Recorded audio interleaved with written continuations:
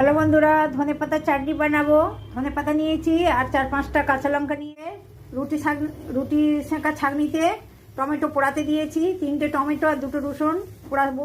পোড়ানো হয়ে গেছে, এখন ছাড়িয়ে নেব। এখন রসুনটা ছাড়িয়ে নেব, টমেটোটাও ছাড়িয়ে নেব। একটা মিক্সিং জার নিয়েছি, এতে ধনেপাতাগুলো দিয়ে দেব। টমেটো পোড়াগুলো দিয়ে দিলাম,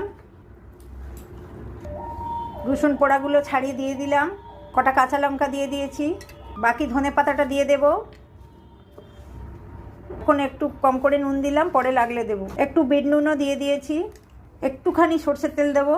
অনেকটা বানাচ্ছি তাই 2টো লেবুর রস দেবো। এখন বন্ধুরা, আমার মিক্সিতে চাটনি রেডি। এখন বাটিতে নামিয়ে নেবো সব। দেখুন বন্ধুরা, আমি এখন টেস্ট করে দেখবো কেমন খেতে হয়েছে। হেভি। এরকম ধনেপাতার চাটনি টমেটো পুড়িয়ে রসুন পুড়িয়ে করে খেয়ে দেখবেন বন্ধুরা, ভালো লাগবে। ভাতের সঙ্গে সব কিছুর সঙ্গে খেতে পারবেন। আজকের মতো টাটা, পরে আসছি অন্য ভিডিও নিয়ে।